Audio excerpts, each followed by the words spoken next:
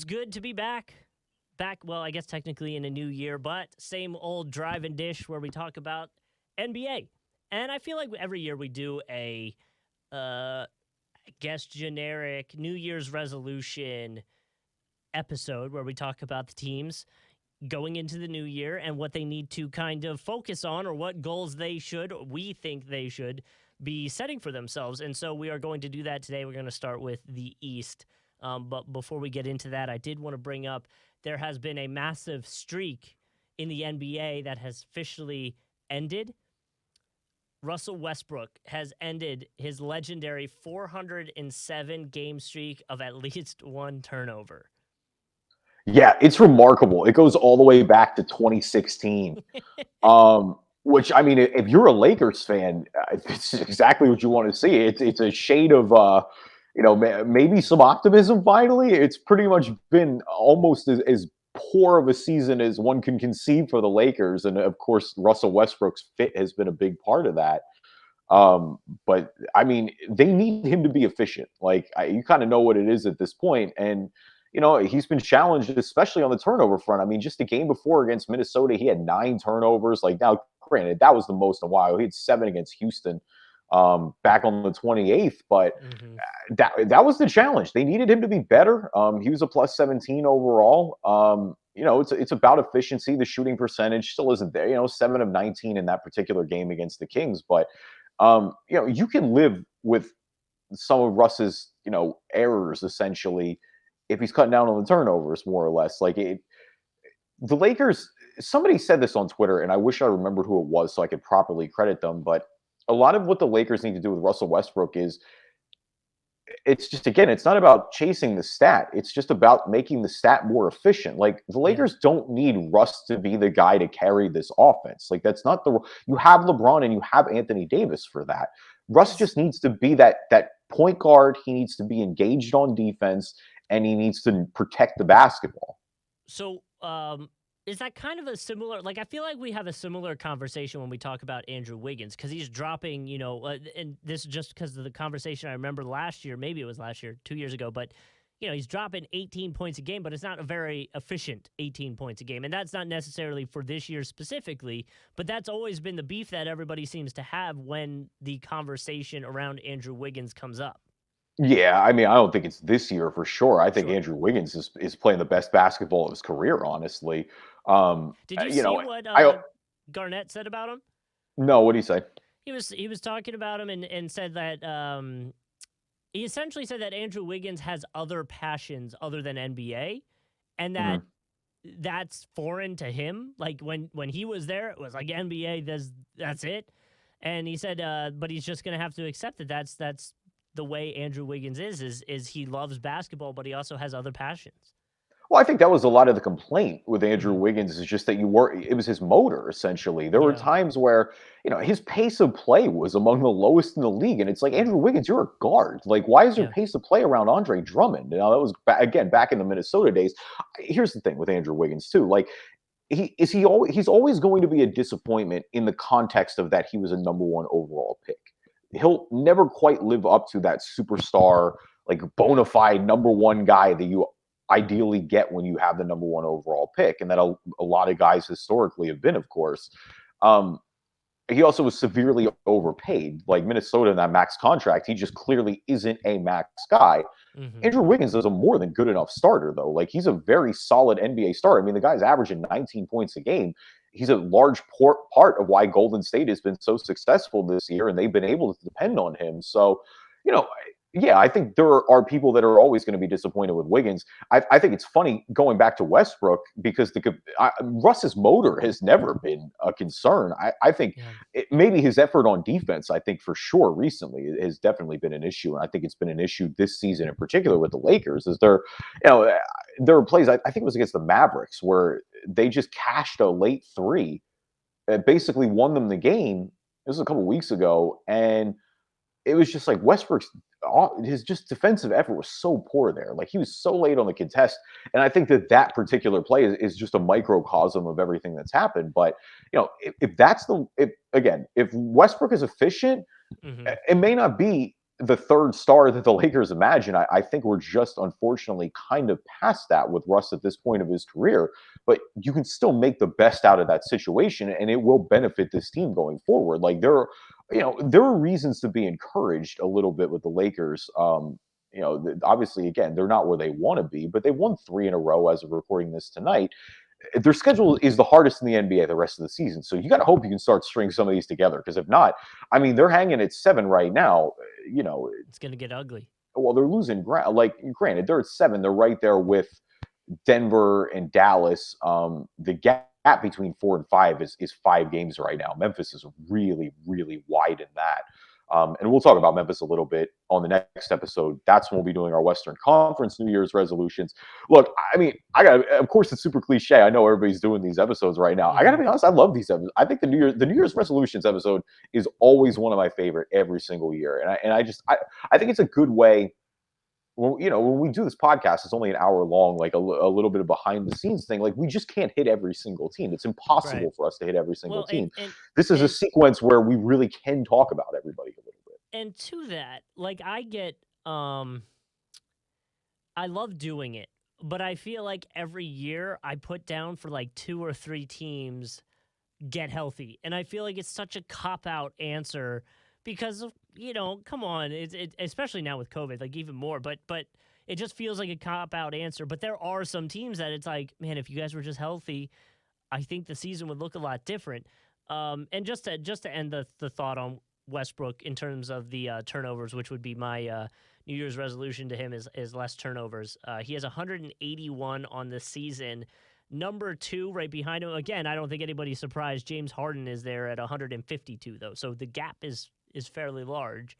But either way, this isn't a harp on Westbrook little segment. I just thought it was cool that streak officially came to an end the other night.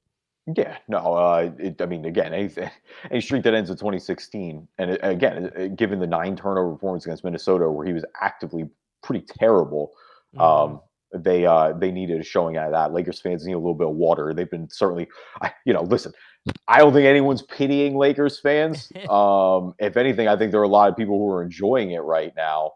But it's one of those things where it's like, I think Lakers fans, I think NBA fans, I think maybe even casual NBA fans looked at the team up with Westbrook and AD and LeBron and went, there's no way this works. There's no way this works. I mean, my question, and it's more the philosophy, because the Lakers just won a title 2 years ago with LeBron, with AD, and with a really solid cast of role guys. I get swinging for the third star because we have more than enough big threes that we can go back and point to, and in a way that, if they had signed Kawhi Leonard, yeah, they would have looked pretty invincible. I'm not going to lie. It'd be pretty good right now. Sure. If they were able to pry Dame, which we know LeBron and Anthony Davis were really actively trying to do, and pry him from Portland, then I think the situation looks a whole lot different. It's just when they couldn't connect on that third star, I thought they just could have filled out the bench a lot better. Like, there are plenty of guys who are going to want to come play with LeBron and AD still. And instead, they just went third star hunting still. They ended up with Westbrook. And now it just feels like they're kind of stuck because, I mean, everybody and their mom is floating Lakers trades, but there just isn't really one that is going to radically shake up the roster that doesn't involve them trading LeBron or Anthony Davis, which, of course, we know is not going to happen. Yeah. So, and that's the thing is, looking back, obviously, hindsight is 2020. But it does look like, they went out with a vision of getting that third star. And when they swung for the fences and missed, maybe twice, we don't know, maybe 3 times, we don't know, and then they landed on Westbrook. In my opinion, the smarter move would have been to pivot from swing for that third star, like you were saying, and just get a bunch of role players and have the most depth in the NBA. Because anybody that wants to potentially win is going to sign a veteran minimum to come play with you. And look at the level. Well, they wouldn't have needed to sign a veteran minimum. They would have had cap space, so they could have spread it out a little more. It's not like they would have just been playing around the fringes here. But I mean, look at how well LeBron is still playing at his age. That's the thing. It's like, and I guess we talk about all these games that they're wasting. LeBron's averaging 35 points a game, and they're losing games. And I should have said, I didn't mean it as a veterans minimum. I meant players will take a discount to come play with you. You know what I mean? Like they will make their salaries work around the fact that they have a chance to win a ring and potentially play with LeBron. Yeah, 100%. Mhm. They would, and it's LA. They're always going to be It's a true. destination. There's no doubt about it. It's true. But now it looks like they're kind of stuck in hell. There's no, because I don't know how you fix that roster, and we'll talk about them a little bit next week. But Mhm. there's not a deal out there that fixes it unless some team, maybe on later with that Russ contract. But the problem is the Lakers don't have the future capital as well to move Russ. If they had a cachet of draft picks, then this would be a different story. But they don't. The cupboard's bare, and so you're kind of in the worst situation right now. And again, it's a shame for me as a LeBron fan to just kind of watch his close games or the end of his career brilliance just get wasted like this. But I also don't feel as bad because it's like, well, this is the decision that you made. Like LeBron willingly came here, he signed the 4-year deal. Like it just kind of is what it is. We know he has, a large role in a lot of front office stay as well. So, they got to hope for their sake they're figuring it out because I don't think it's going anywhere fast otherwise. Welcome, everybody, to the Drive and Dish NBA podcast. My name is Kevin Rayfuse. Joining me, as always, my co-host, Justin Kuzart. Man, Reddit is a wild place. I literally had no idea this was a thing. ... I've been under a rock. Yeah, they have been under a rock, so I appreciate that. I'm like, good Lord, what boomer in the NBA is tweeting this right now? Hold like, on. I'll tell it's you. 2022. You don't know what Reddit is? Hold on, I'll tell you his age. He is 25. Oh, he's 25. Oh, God. Which, by the way, a 25-year-old. This is for I know what I don't know the age of everybody that listens to the podcast, but a 25-year-old was born in 96. I mean, that checks. My youngest brother's 25, so and he was born in 97, so sounds about right. Kelly Oubre. No, not Kelly Oubre. Plays for the Pacers. Miles Turner. Yes. There we go. Okay. I mean, hey, you gotta start with the stars. I don't think it's a bonus. I don't get why Miles Turner just figured out what Reddit is. I know he's playing a lot of hoops, but it's like, fam, nobody at the University like Miles Turner played in Texas. He went to a big school. Nobody there put you on, dude. Yeah, like Reddit. I don't know. Maybe it's because we do social media. Maybe it's because we're involved with a lot of that stuff going on all the time. But like, to me, somebody just saying they discovered Reddit is like, wait, bro, you ain't ever heard of Reddit before? Like, what are you talking about? Did you see Miles Turner's Darth Vader get up the other night? I did. You know I'm a sucker. You know I'm a sucker for that as a Star Wars guy. Have you been? This is so off topic. Have you watched Book of Boba Fett yet? First 2 I didn't episodes? I didn't watch the second that dropped today. I watched the first one literally after we finished this podcast. That's what I'm doing. Okay, so you're going to watch the second one? Yeah, 100%. Okay, so watching the first episode, I kind of thought, man, Boba Fett kind of looks like a biatch. Like he just doesn't really. He's not a badass. You don't think that after the second episode. He was in the Sarlacc. He literally was getting digested. And you want him to come out in a desert swinging like that? Listen, I'm just saying, like, he was getting his ass kicked a lot. And I was like... Yeah, I would be... He had nothing left. The man probably hadn't eaten in ages. It's amazing he got out of there. I know. Did you watch Mandalorian, right? Yes, I did watch Mandalorian. I will say for anyone who has not watched Mandalorian, watch those first 2 seasons before you watch Book of Boba Fett. Yes. You can do Book of Boba separate, but like you're going to like it a lot more if you watch Mando season. Mando season 2 is the most satisfying Star Wars thing that's come out since. I mean, it's that and Rogue One are the highlights. Feel like when did season 2 come out? 2020. I think it came out. I have seen it. I don't know, for whatever reason, I feel like I only watched the first season, but I'll have to look into that because I feel like I might have only watched the first season, not realized the second one came out. Mandalorian season 2 came out in 2020. It came out in October 2020. And I want to ask you questions, but I don't want to spoil anything if I'm off. So we will. Oh, right now? We will. Well, no. I mean, like things that happened in season 2. I want to ask you to see if I actually watched it and just didn't realize it was the second season. If you saw the ending of the last episode when a certain character appears. Yeah. Okay. Yep. You're good. Yeah, that's the end of season 2. You ain't gonna forget that scene. Yeah. You're good. Okay. I did see season 2. I just didn't realize it. We could really get into my Star Wars depth fandom of all the like little EU references to that What were did in you Mando season 2, like things that just I appreciated, being the like hardcore did 90 you like 9% of Star Wars fan that I am.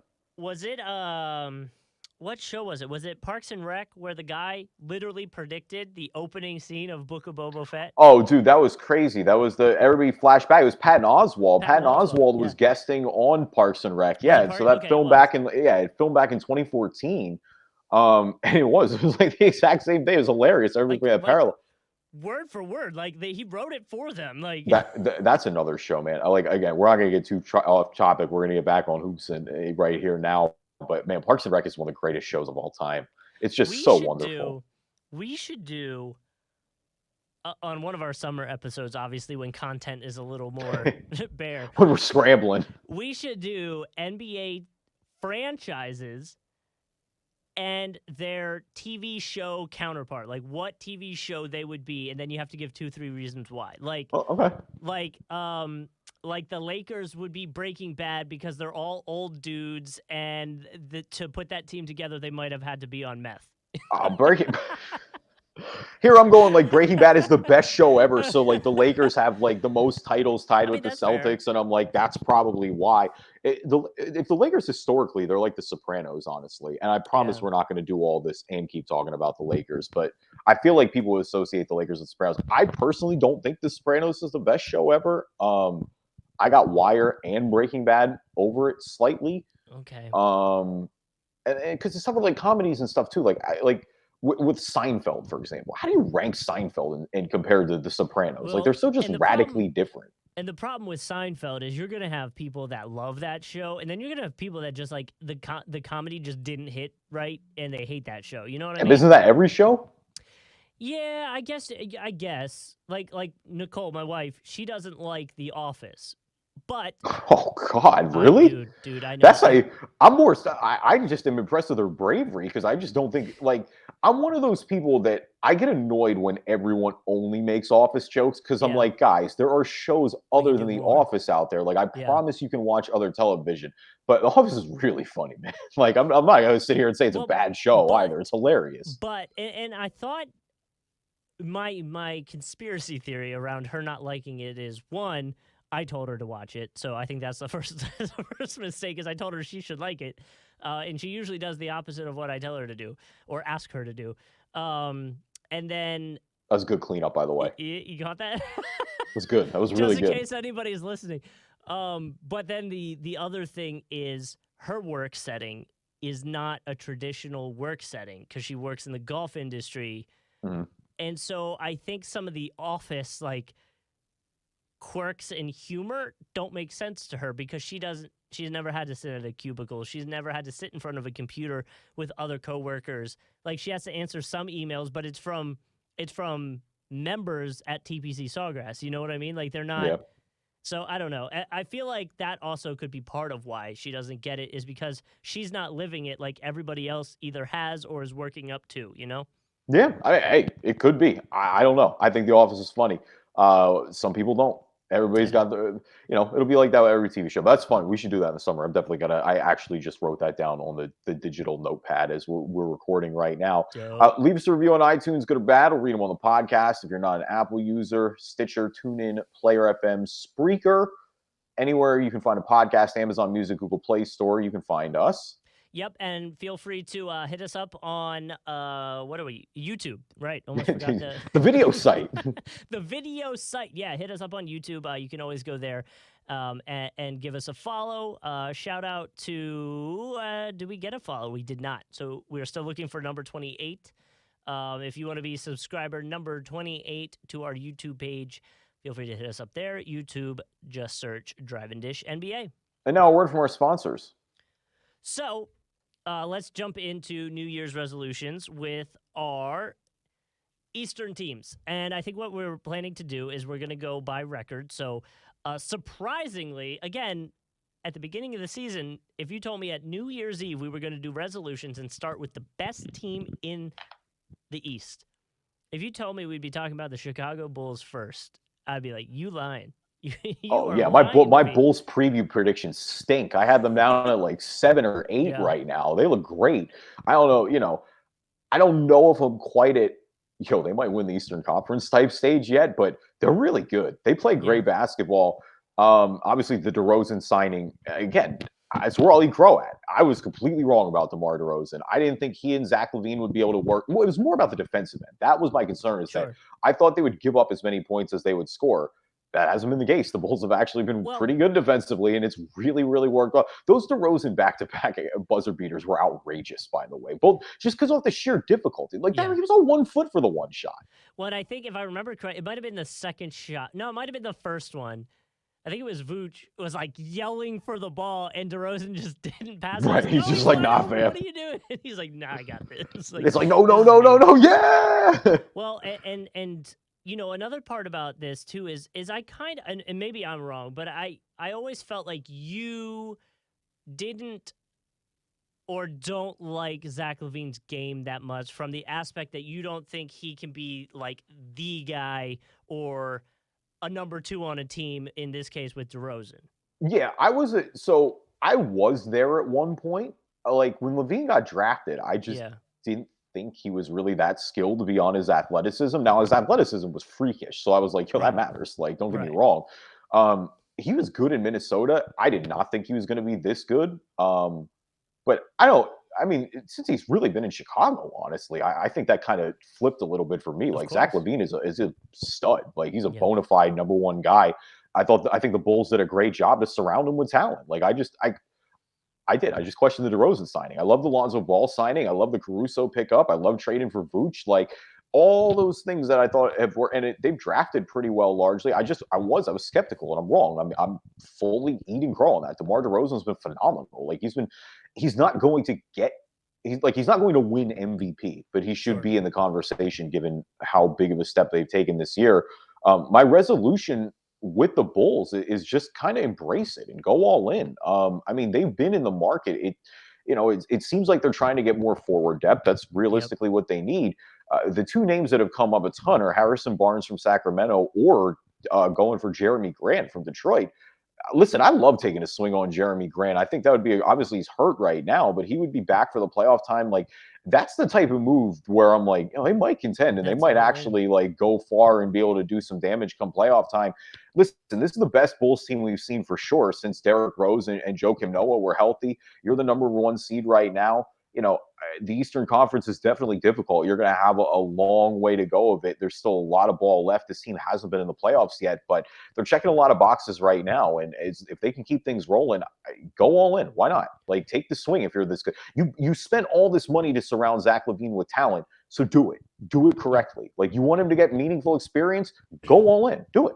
Yeah, and I think it'd be a weird look if they didn't go all in as the number 1 seed in the East. Like that just, I don't know, that would send a weird message to me, But my resolution is essentially the same as what you were saying. I was reading a lot of fan comments about the Bulls and stuff like that, and they're all talking about how can they put together a trade for Jeremy Grant or get another power forward. So really, I just boiled it down to get some more front court depth. Get yourself a power forward or another power forward or a power forward that's a number 1, because you do have Derrick Jones Jr. and Javonte Green, and I believe Patrick Williams is out with wrist surgery, but he should be coming back at some point. Go get Patrick. Yeah. You have that, but why not put yourself in a situation where you have depth? Yeah. Or more depth. Absolutely. And like I said, I think some of it will come back when they get Patrick Williams back, but I'm not going to just put all my eggs in that basket, especially, again, as he's recovering from that wrist injury. It's not like, he's not going to come in just 100% ready to click like that. All right. So moving down to number 2, the Brooklyn Nets, 23-12 as of recording this. Mm-hmm. We know the expectations here. For me, this is easy. It's a two-parter, and because they kind of go together. My New Year's resolution for the Nets is to take the load off Kevin Durant. And I think that naturally happens by somebody who's making his debut tonight, Mr. Kyrie Irving. It's still weird with him as a part-time player. We know he can't play in Brooklyn, but it's, they need to integrate him in the lineup. because they're going to need KD to be playing at this MVP level come playoff time. And I just worry about the burnout as the season goes on because he's had to put such a significant load on his back on with, Harden dealing with early injuries and, kind of shaking the rust off a little bit with him as well. And obviously not having Kyrie Irving at all until this point. And so to me, that's, the depth contributions have been there. You know what you're getting out of KD. He looks like the best player in basketball right now. But, that's going to be, if Brooklyn's going to be this bulletproof finalist contender that we have pegged them to be, and that I think they are when everybody's healthy. Obviously, they need Kyrie Irving. He's a huge part of that. I agree. Mine was kind of similar. It was don't mess up the team chemistry when doing that, though. Because you got it, you're kind of figuring it out. You have it going, and you're going to have this guy who's one of your best scorers, one of the best scorers in the league, one of the best players in the league, only around for away games, and even some away games he's not going to be around for. So it's going to be really weird. Yeah. And I honestly don't know how players in that locker room are going to handle that. Well, they pushed for it apparently. Right. Well, of course. I mean, why wouldn't you? If you're a player, why wouldn't you try to get the best scorer or second best scorer in the league on your team, or one of the best scorers in the league on your team to play?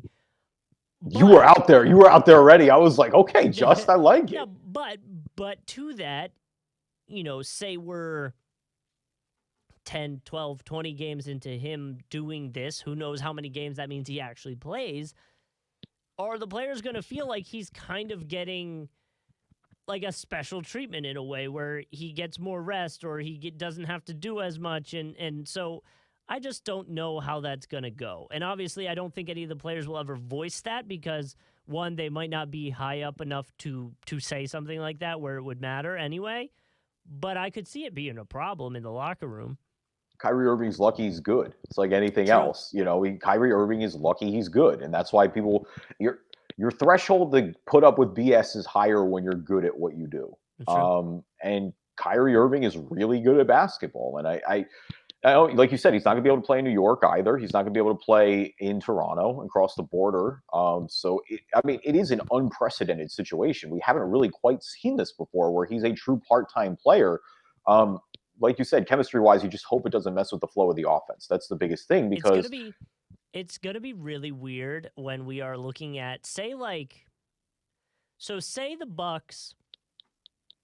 Or sorry, not the Bucks. Say Brooklyn stays number 2.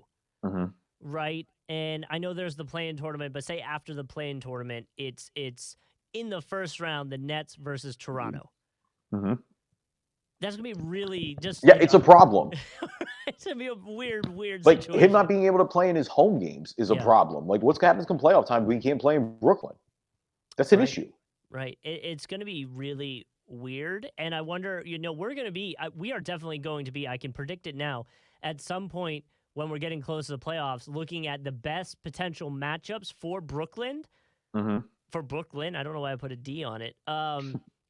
Brooklyn to play against, where they can actually utilize Kyrie more. You know what I mean? Where if it's like a chance that they're going to go up against, say it's like the Hornets and potentially the Raptors. We'll be talking about which one he'll have a chance to play a little bit more at the away games. So yeah. So they have a game February 16th in the Garden that he won't be able to play at against the Knicks. They've got a game March 1st in Toronto that he will not be able to play in. I think that's it. No, actually, they have one more April 6th. They have another game with the Knicks in the Garden. And so there will be 3 away games of the remaining schedule besides the home games that he won't be able to play in as well. We'll see. Omicron is surging. That's the thing, is it's like, and in a place like again, this is where it depends on what state you're in, but New York is a state that it will enforce COVID restrictions. You need to prove a vaccine to go in a lot of places. It's not like Florida, where, Florida, for better or for worse, has moved on. We don't think COVID exists down here. Yeah, pretty much. But I will say, and to that, like you were saying, I mean, the Grammys just got postponed, so we'll see how it goes. Over to the Milwaukee Bucks. For my New Year's resolution, it is it's get realistic about Brook Lopez's health and make a decision on whether or not you think he's going to be back for the playoffs. he obviously went down at the beginning of the season. They got Boogie in there. They got Bobby Portis in there. And Zach Lowe tweeted out the other day that they're optimistic that Brook Lopez will return for the playoffs. But if you have any feeling that he might not, you probably need a more permanent solution for a good playoff push. Well, it's kind of my, not to. This is unfortunately weirdly going to be a theme for a couple of these teams, and they're more at the top. So I guess it's good that we're getting them out of the way because I'm kind of in the same boat that you are. It's just add a little front court depth. Boogie's played pretty well for them actually. It's been admirable. Bobby Portis is having probably the best season of his career. But yeah, like you said, that Brook Lopez injury does loom large. They're going to need him come playoff time if they're going to repeat. I do think they're in contention, of course, to win the conference still. And once Giannis, if you have Giannis, you can beat anybody. Jrue Holiday's playing some of the best basketball of his career as well. He's done a really admirable job when Giannis has been out. I'm with you though. I think that Brook Lopez injury against a team like Brooklyn or against a team like Chicago, if they keep it up, that might loom large a little bit. And I think they're going to need that punch. And to that, Vooch has been struggling a bit when he goes up against more defensive-oriented centers.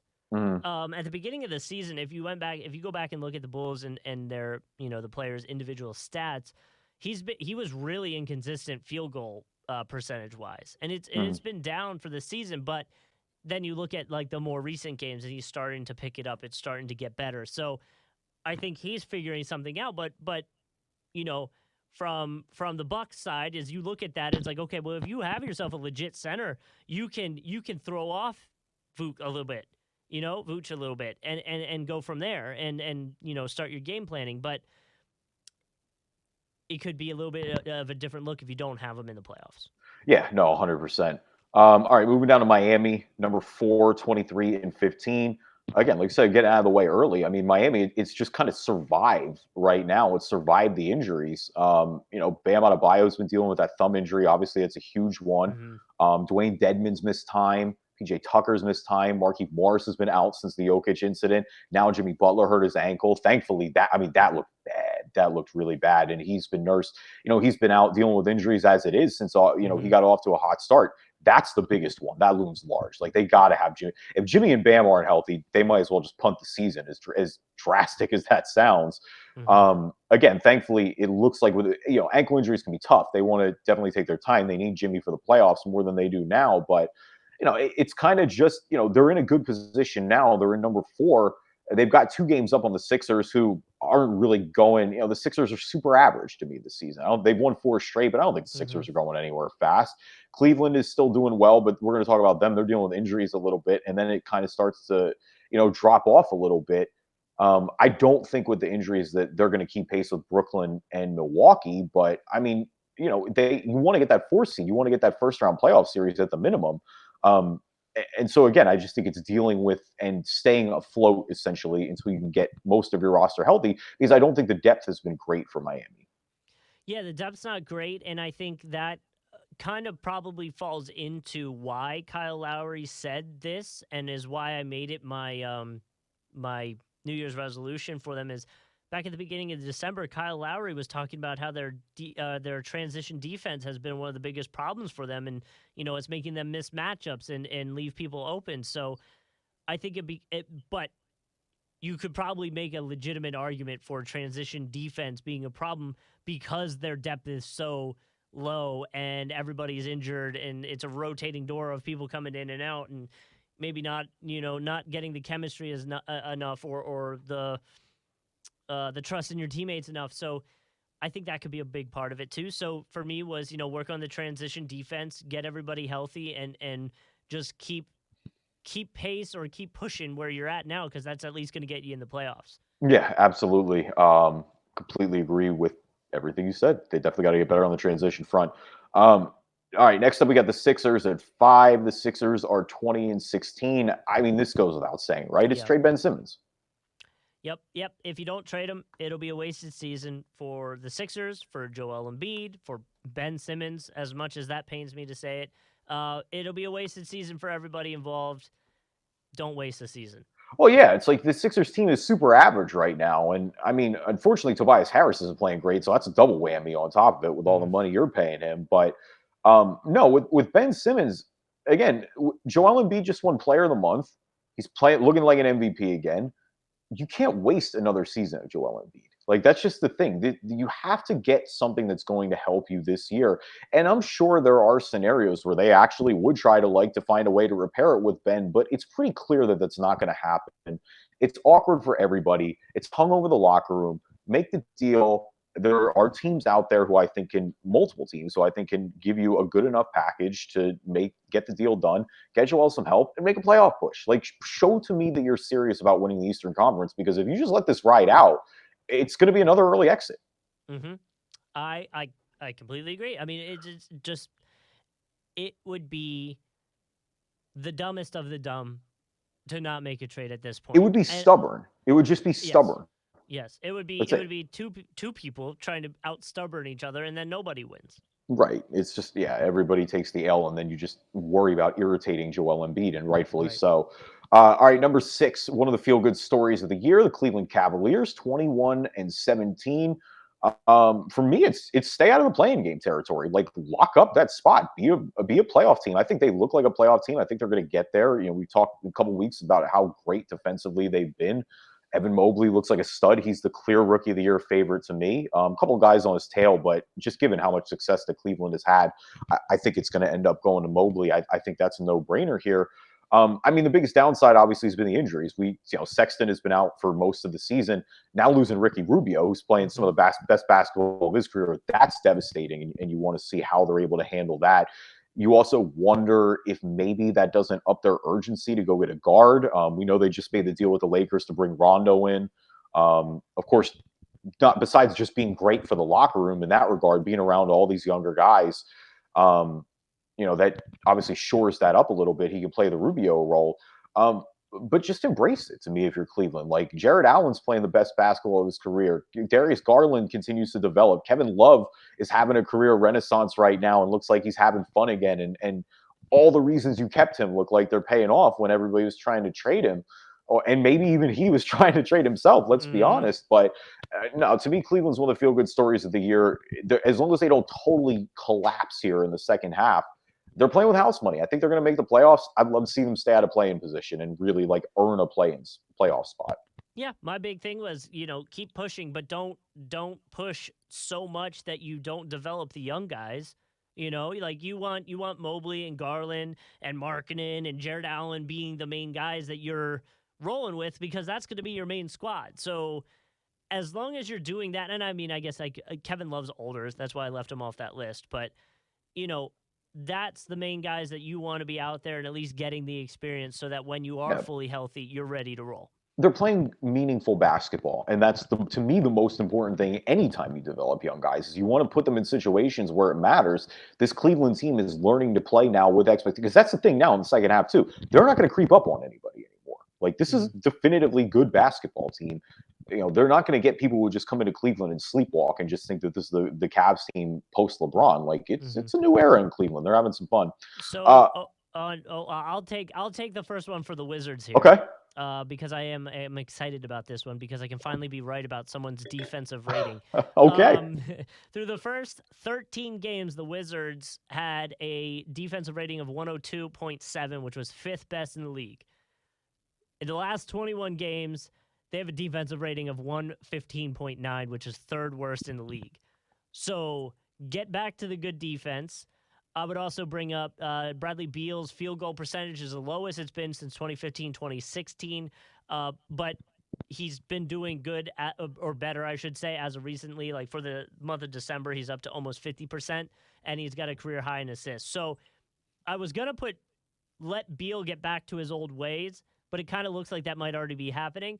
So for me, it'll be putting an emphasis on the defense again, like you did the first 13 games. Yeah, you kind of hit both my points. I mean, I was going to pivot to, because I was in the same boat as you. It's get back to the first quarter of the season where you were playing defense and not Sure. be the turnstile that they've been essentially recently. And then, yeah, like you said, I was going to bring up Beal. It's just you got to get Bradley Beal back to being Bradley Beal. They're still in playoff position. It's not like they've totally fallen off the earth, but yeah, the feel good times are over. Like it's time to be like, all right, Washington, what do you got here? What can we do? Let's go. Let's push towards the second half of the season and try to get out of play-in position. They're only hanging on really. I mean, they're a game and a half from being completely out of playoff position. So this is far from a guarantee. And their net rating is not great. Their net rating is negative. They're the only one. Them and Charlotte, who we're about to talk about here now at number 8, they're the only two teams that are in playoff position right now in the East that have negative overall net ratings. So Yep. I do think that's worth mentioning. All right, so Charlotte at number 8, they are 19-19. Yeah, I would say my New Year's resolution for them is very similar. I mean, like you said, teams are consistently putting up over 110 points on them, and you're not going to win games that way. They have the third best offense and a negative net rating, like you were saying. They're the 28th worst defensive team. Don't let bad defense be the reason you don't win the game if you have a good offense. I mean, you've got LaMelo Ball. He's playing all-star level. Bridges is probably going to get most improved player. Don't let bad defense lose you games. That's if you do that, you're gonna play 500 ball. You're gonna be 19-19.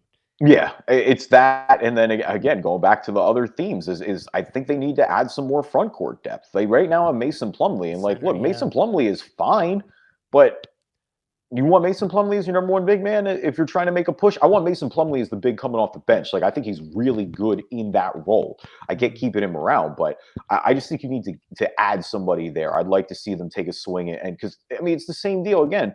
I want to see LaMelo and these guys in the playoffs. Like they're one of they're one of the more fun teams to watch, like you said, especially on the offensive end. Like they're high flying, they're fast paced, they play a fun brand of basketball. They make me think of the Hawks of last year. The fun offense, just crazy. You never know what's going to happen. Dunks all the time. You know what I mean? Mm-hmm. Yeah, That's absolutely. what I feel like. Yeah, no, without a doubt. All right, so let's pause here. We are at 8 right now. We're going to get back to the rest of the East here in a second, but in the meantime, we want to talk, get into some who's balling, who's fallen. Our NBA version of the stock market. We always like to start with the good before the bad. So balling for me this week, I have a legend, Mr. Dirk Nowitzki, getting his number 41 retired by the Dallas Mavericks tonight. I think it goes without saying he's the best player in Mavericks franchise history.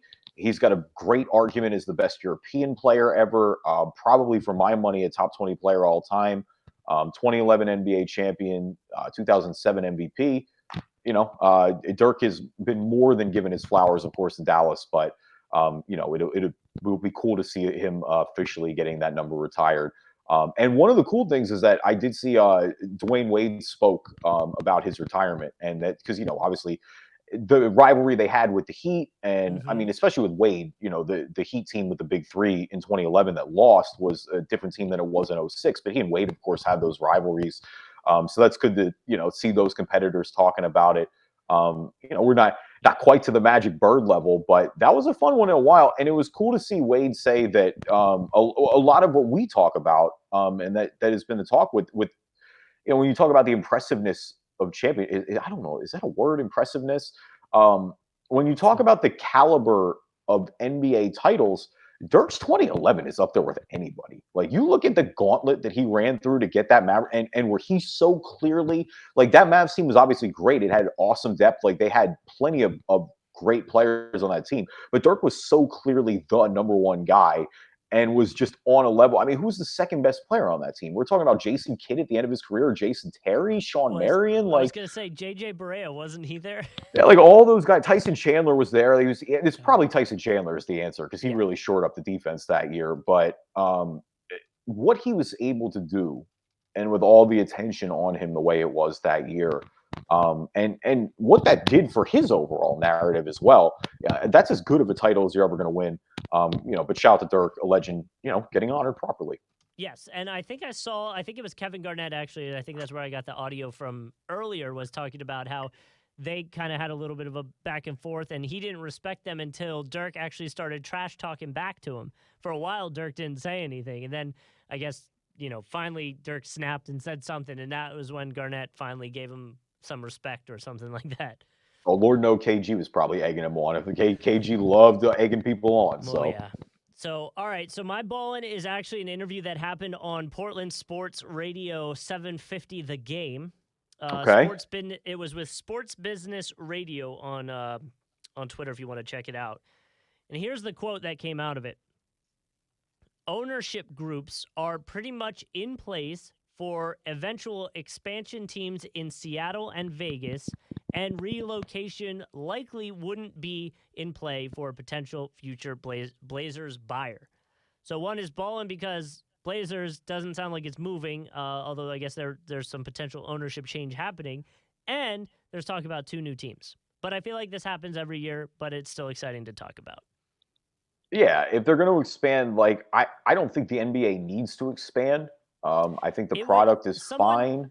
someone pointed out that it would make it easier to do a play-in tournament type thing. I guess if the numbers way, again, I'd have to look at it, but apparently that makes it easier to do that. Yeah, um, it makes sense. And I mean, I know they're going forward with the midseason tournament, so I understand that perspective. Um, I don't know. I mean, I guess just because like I've been burned by these rumors so many times. I mean, it's Sure. good to see. It's good to see that like Seattle would be. I mean, that clearly I think what goes without saying. We said a billion times is the logical choice. Like if the NBA is going to do anything, it should be bringing the Sonics back if they're going to Mm-hmm. add another team. I love that Oklahoma City has a team. They absolutely deserve that squad, and having the Thunder. That doesn't change the fact Seattle got dirty or done dirty, and any Mm-hmm. expansion I think should go through Seattle first. From that, what was the second city they mentioned? Vegas. Oh, I mean, yeah, everybody's getting on the Vegas wave, and I was wrong about Vegas sports. Like I thought, I just didn't think it would work in Vegas. Like I thought Vegas it's too transient. It's too many people that are just there for the experience. But that's also kind of why it works in a way. Mm-hmm. I mean, what goes without saying, the Golden Knights' first season there was so massively successful. I mean, that alone, that 1 year, just totally changed my perspective on it. We've seen the Raiders move there, obviously, for the NFL. And I mean, it's certainly going to be in play. Like, look, it's worked. The other traditional markets that have always been mentioned are Kansas City, Louisville. People mention Mexico City. I still think Mexico City is kind of unrealistic. Yeah. Um, Well, especially now. I mean, with COVID and seeing how much more complicated it made it for even doing Canadian teams. Like yeah, for hockey and for NBA. So. yeah, hockey is still going on. I mean, the Mhm. rules. I mean, the Winter Classic was completely packed. Granted, the Winter Classic is outside, but it's pretty jarring to see like fully packed hockey stadiums in the U.S. and then Canada's they're playing without fans. Mm-hmm. Um, like always, I think the answer is somewhere in the middle. All right, so fallen for me this week is kind of a little abstract here, like you, because I was real ready to rip Evan Fournier. Because Evan Fournier is on a stinker of a run for the Knicks right now. But no, my is actually going to be NBA jerseys because I didn't realize that every third jersey or every release this year was just going to be incredibly impossible to get. You know me, I never buy NBA jerseys really. Like I like them, I appreciate jerseys. I just don't really wear them. I don't think I'd wear it enough to justify it. The Sixers alternates are beautiful this year. The 70s Mm-hmm. Team Spectrum ones, those uniforms are just banger city. They're incredible. They're the best Sixers alternates maybe ever. And so I 100% was like, all right, I'm here. This is it. This is the jersey I'm going to buy. I'm going to buy Embiid because no matter what, he's been with the franchise long enough where it'll always age well. Because that's my other thing with jerseys too is you want them to age well. Like, take my money essentially. They are sold out everywhere. You can't find them anywhere. The only ones you can find are Ben Simmons, which is like, yo, NBA store. You really selling Ben Simmons Come on. alternate jerseys right now? Come Like, come on. on, fam. You know he ain't ever wearing that. It was outrageous. And then I've seen similar stories going around with Spurs fans and their inability to get this year's Fiesta jerseys. We started to see this last year with the Heat when they put out the yellow jerseys, which were apparently extremely hard to get, which is wild. I didn't even think they were popular like that. I guess it just fallen because I didn't realize NBA jerseys were like the new sneaker releases now. We're like, you really got to be on your game to get these right away. Yeah. Yeah. Well, and it's one of those things where I think anything that's like a quote unquote collectible is high priority right now. Like Fanatics just bought Tops. Did you see that? I did see that, yeah. So like even cards, even freaking Pokemon cards are like impossible to find at any store.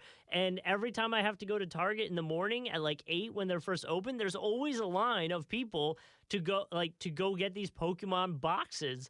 And I'm always asking them like, bro, what are you doing? Like, they're like, oh man, if it has this, this, and this, we can resell it for a certain amount of money. And I'm like, all right, well, good luck, I guess. I've had enough. I've had enough resellers. Enough. True. I It's listen. everywhere, bro. It's disgusting. Like there's a greater talk, and I'm gonna start ranting. I'm gonna get real political real fast. It's disgusting. I hate it.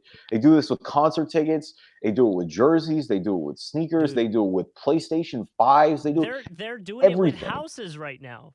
At least, yeah. Don't even get me started on the real estate. Yeah, I would say you can talk to that more about right now. The real estate market's ridiculous. I do like that sports cards are having their days back in the spotlight. I did collect baseball cards back in the day.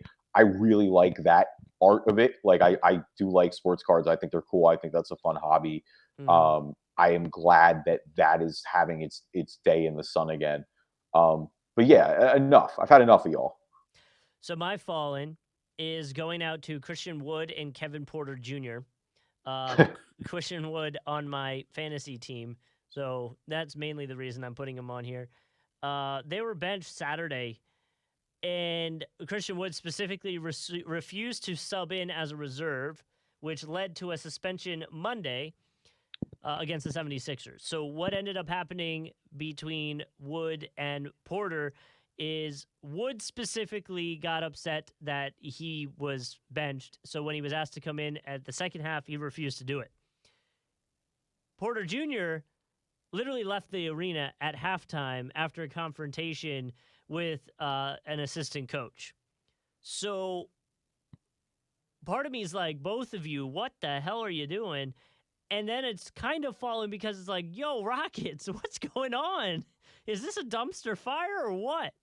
Nah, I don't think it's the Rockets. I mean, Kevin Jr. left Cleveland or was unceremoniously let go because he was getting in fights and causing a problem. So, well, the fact that the reason Christian Wood was benched originally was because he came too late to the team's daily COVID testing, which caused shoot around to be delayed.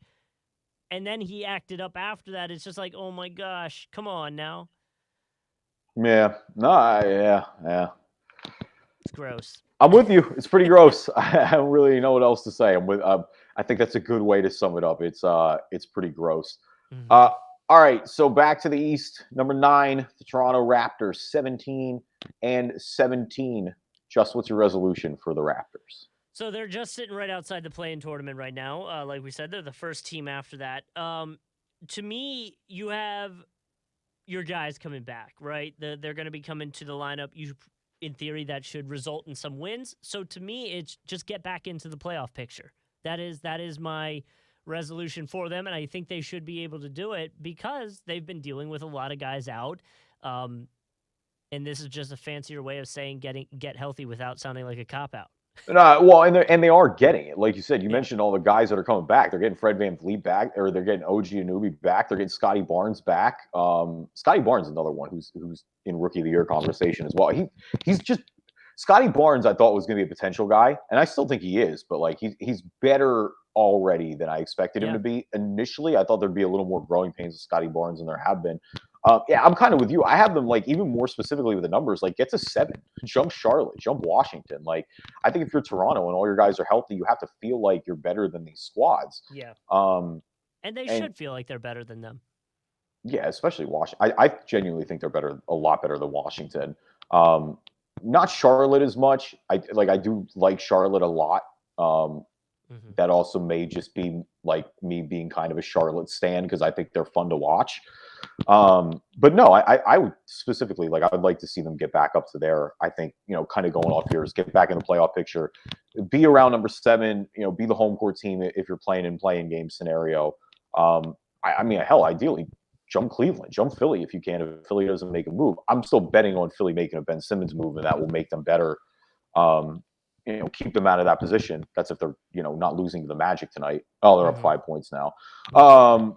Anyway, number 10, the Boston Celtics, 18-19. For me, it's tune out the noise. Like, the Celtics have been so dramatic this year. I mean, going all the way back, they had like a playing game the week of the Yeah. season. There was a Jaylen Brown comment where, Al Horford said, guys just need to look in the mirror. And Jaylen Brown said something like, I ain't looking in the mirror.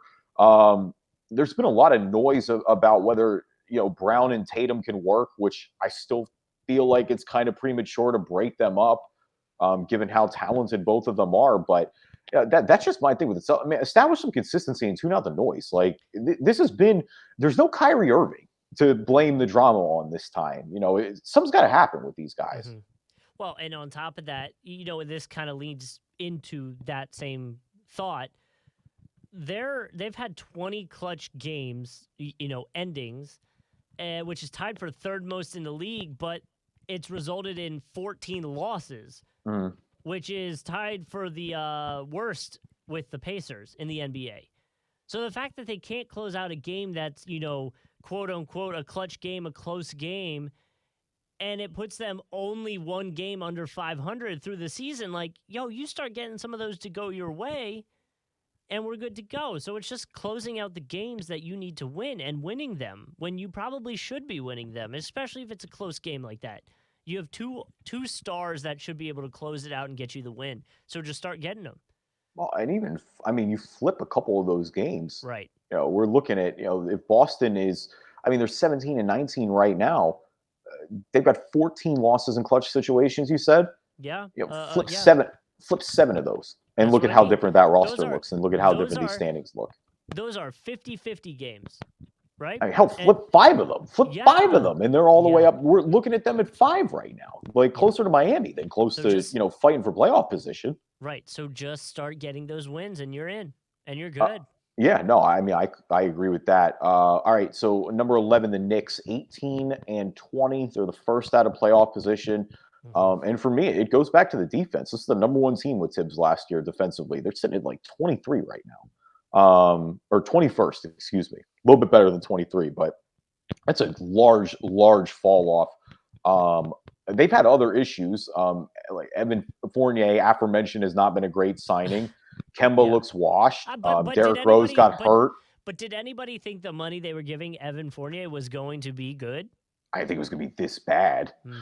I think that's the difference. Like, Fournier at least was giving you buckets off the bench in Orlando, or even in the starting role at a lot of points, or he'd give you something. I mean, he's never really been a great defensive player, but like, it's not looking great now because he's not even really contributing on the offensive end. Derrick Rose got hurt. RJ Barrett's offense has stagnated a little bit. I think that's a bigger concern. But play defense. I think that's the biggest thing too, is to, like, get back to that, more elite defensive level, and it should turn around pretty quickly. The offense hasn't been great, but it hasn't been awful. No, I have for my New Year's resolution for them, it's decide if you're last year's team or if you were overachieving last year. And once you decide what that is, that will tell you what to do going forward. That'll determine if you are trading players to make a playoff push, trying to get some veterans, or if you're trading to build towards the future. You know what I mean? It's tough because they spent a lot of money. I know. And that's where it's tough. And I think it's tough because you had to pay Julius Randle off last year. And Randle hasn't been as good as he was last year, but I still don't hate that contract either. Like, I still think that it's flexible enough. It's not a max deal. It's not like one of those just totally shoot your cap in the foot type deal. Sure. I mean, yeah, it's like the Fournier money looks bad. I mean, Kemba, again, unfortunately, just doesn't look great. Besides that, there's nothing too bad. There's nothing too bad on the roster that they can't get rid of if they need to. It's just, Fournier is the Fournier contract doesn't look great. The Alec Burks contract has a couple years on it too still. But Burks has value to me still.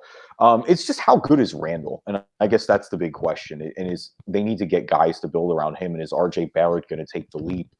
Um, but I'm with you. I mean, because I do think they may have. Like, I don't want to pronounce them in trouble, but I do think that they kind of like that team may have been a little bit of a flash in the pan. Mm-hmm. Like, it just depends on how good Julius Randle is too. If they get last year Julius Randle back, completely different story. Well, that's what I I mean, need to and I see think that. if Kemba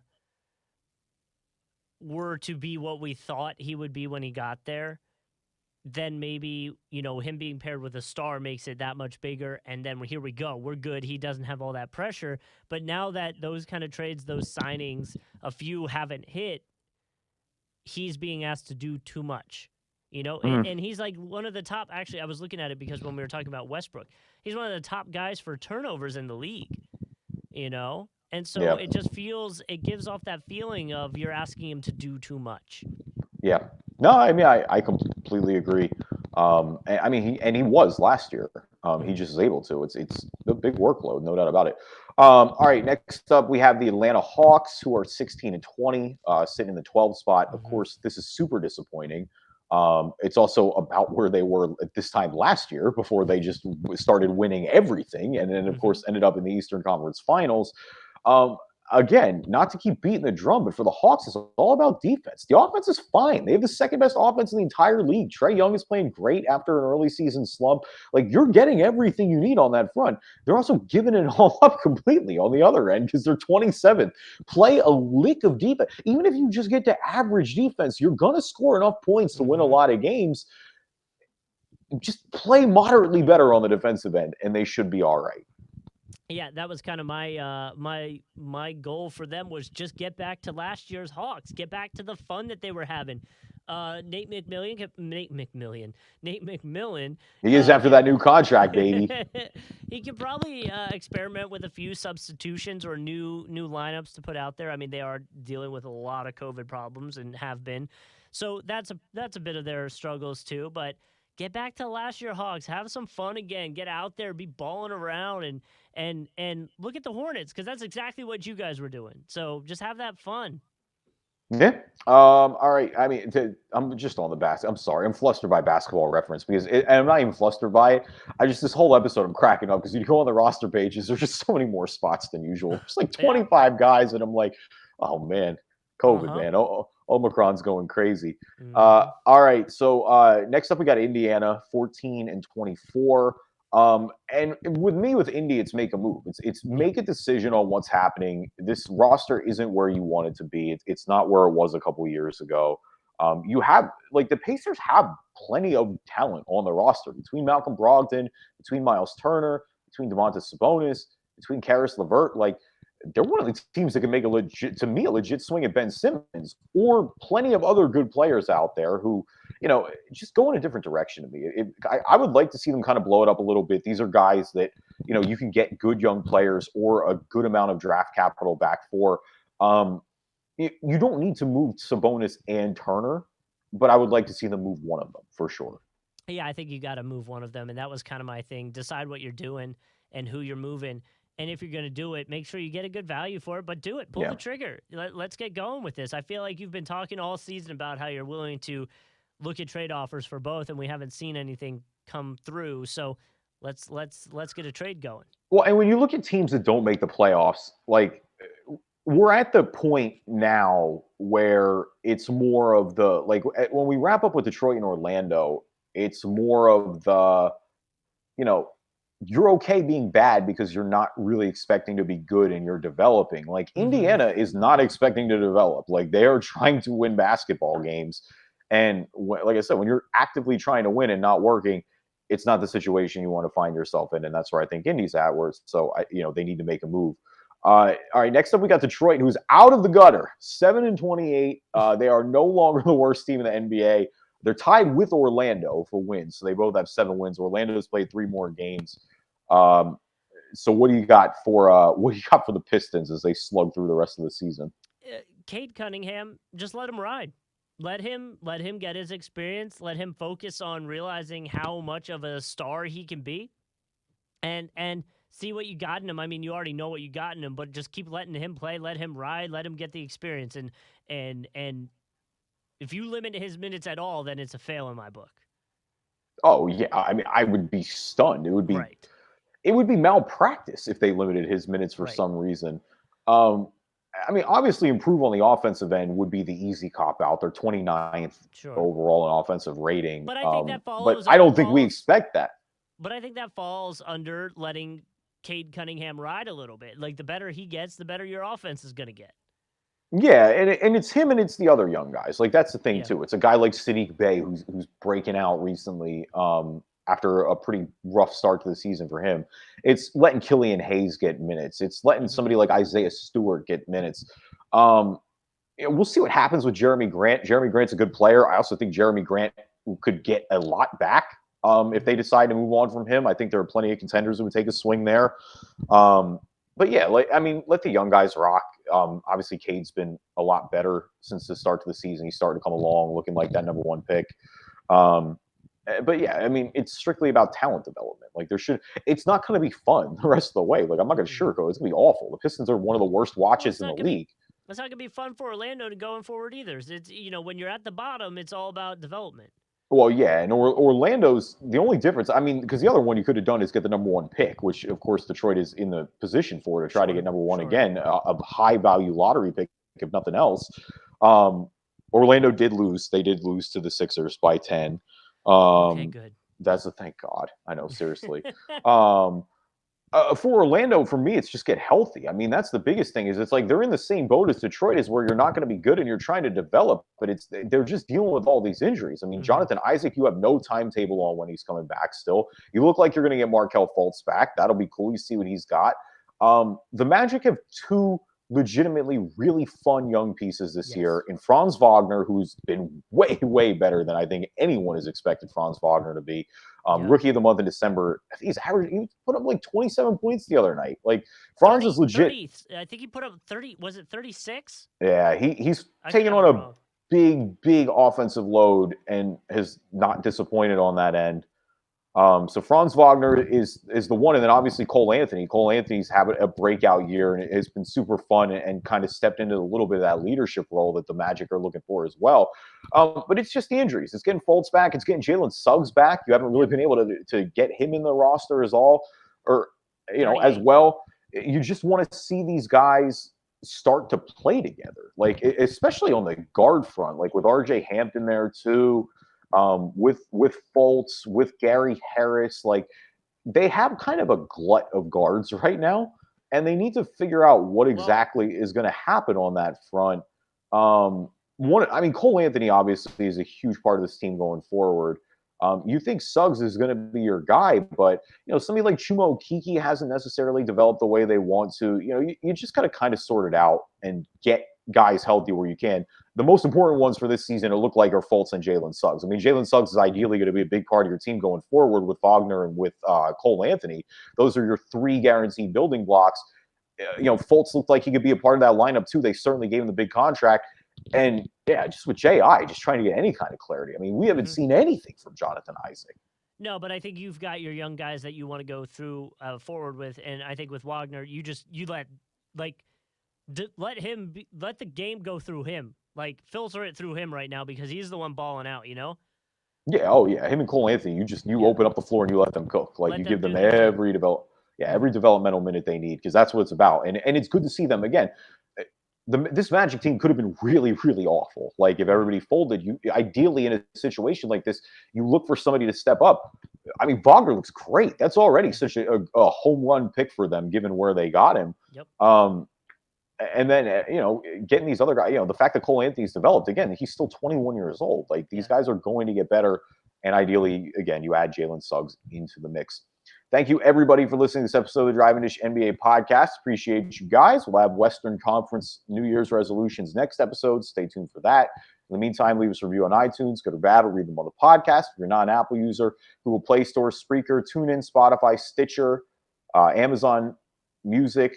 I think I said Google Play Store, but if I didn't, Google Play Store for all the Android users out there. Anywhere you can find a podcast, you can find us.